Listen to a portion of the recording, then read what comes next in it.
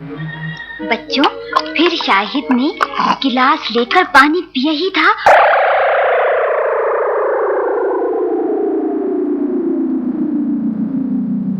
कि वो पूरे का पूरा पत्थर का बन गया। और फिर उसने बाहर जाकर एक एक करके सब जानवरों को पानी पिला दिया, जो पानी पीते ही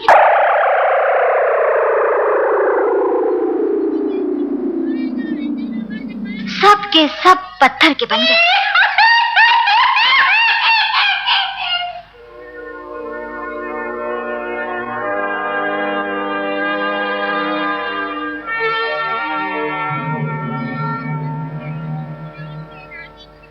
बच्चों, उधर छोटा भाई हामिद कई दिनों तक सफर करने के बाद एक शहर में पहुंचा। इतना बड़ा शहर, इतना अच्छा महल, आसपास इतने लोग हैं, मगर ये सब के सब इतने उदास क्यों हैं?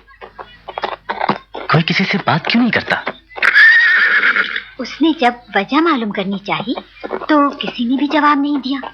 हामिद आहिस्ता आहिस्ता बादशाह के महल के करीब पहुंच गया। उसने देखा चंद सिपाही सर झुकाए खड़े हैं। हामिद ने जब उनसे सवाल किया तो उनमें से एक सिपाही ने जवाब दिया, पूछकर क्या करोगे भाई, हमारे रहमदिल बादशाह पर एक मुसीबत आन पड़ी है। कैसी मुसीबत? क्या बताऊं भाई, न जाने कहां से एक जालिम समंदरी अजदहा आ गया है। उसने हम सब का जीना मुश्किल कर दिया है। वो कैसे? उसने कहला भेजा है कि अगर हमारी शर्त पूरी न की गई तो मैं बादशाह को, उसके महल को और सारे के सारे शहर को पानी में डुबो दूंगा।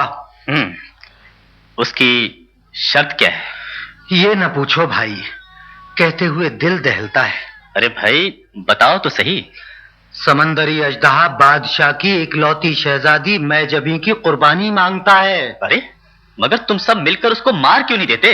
अरे ये इतना आसान काम नहीं है भाई। बादशाह हुजूर ने ऐलान तो करवा दिया था कि अजदहा को मारने वाले के साथ शहजादी साहिबा की शादी कर दी जाएगी। फिर कई नौजवानों ने कोशिश तो की, मगर समंदरी अजदहा उन सबको खा गया। अच्छा? रियाया की भलाई की खातिर सुबह सवेरे बादशाह हुजूर शहजादी मैजबी को कुर्बानी के लिए पेश कर रहे हैं।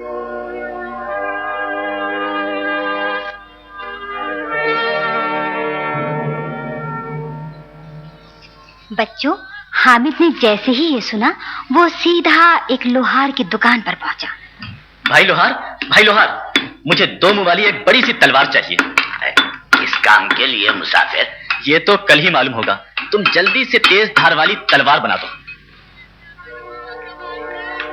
दूसरी सुबह सूरज निकलने से पहले हामिद अपने साथियों के साथ समंदर के नजदीक एक बड़े से पत्थर के पीछे छुपकर बैठ गया। थोड़ी ही देर के बाद हामिद को शाही बग्गी समंदर की तरफ आते हुए नजर आई। बग्गी समंदर के करीब आकर रुक गई। बग्गी का दरवाजा खुला।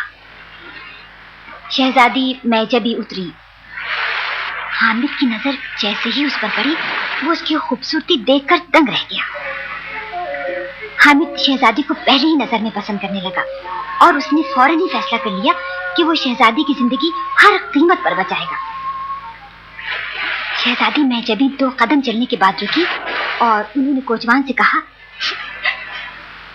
बाबा, मुझसे कभी कोई गलती हो गई हो तो बेटी समझकर माफ कर दीजिएगा।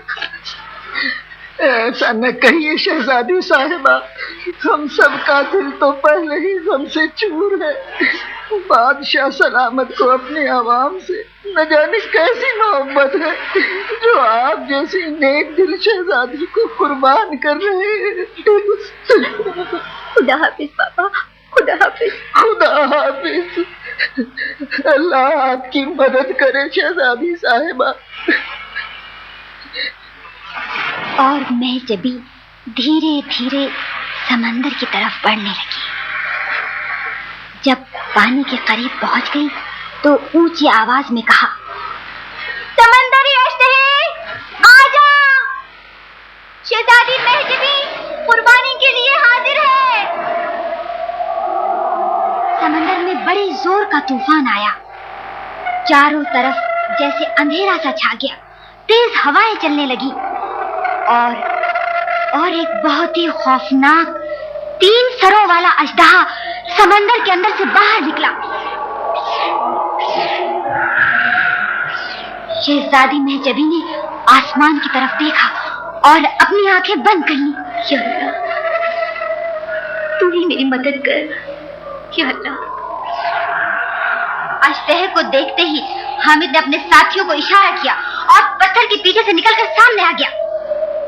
3 सरों वाला अजदहा आहिस्ता आहिस्ता शहजादी की तरफ बढ़ रहा था। जब उसकी जबान बाहर निकलती तो आग का शोला सा लपक जाता। समंदरी अजदहा ललचाई हुई नजरों से शहजादी की तरफ देख रहा था। शहजादी महजबी चुपचाप खड़ी अपनी मौत का इंतजार कर रही थी। समुद्री अजदहा शहजादी पर हमला करने ही वाला था कि हामिद और उसके साथियों ने एक साथ मिलकर उस पर हमला कर दिया।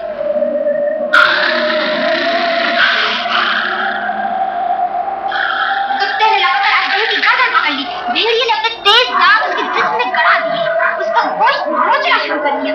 अब घोड़े ने अजदहे के पेट में 2 लत्ती मारी। बारहसिंगे ने अपना सींग अजदहे के पेट में घुसा दिया और हामिद ने अपनी तेज तलवार निकाली और उसको दोनों हाथों से मजबूती से पकड़ा और अजदहे के 3 सर एक ही झटके में उसकी गर्दन से अलग कर दिए।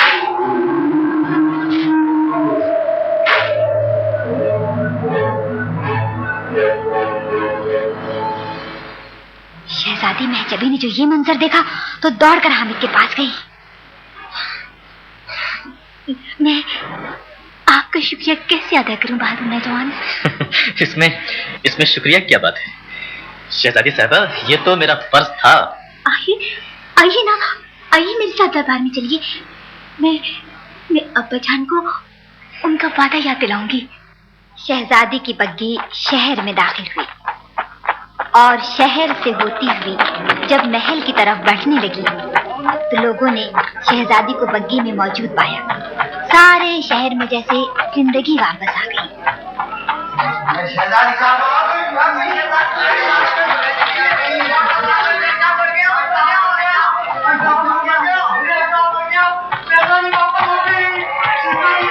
शहजादी महल में पहुंचते ही कोचवान और हामिद को लिए सीधे बादशाह सलामत के पास गई।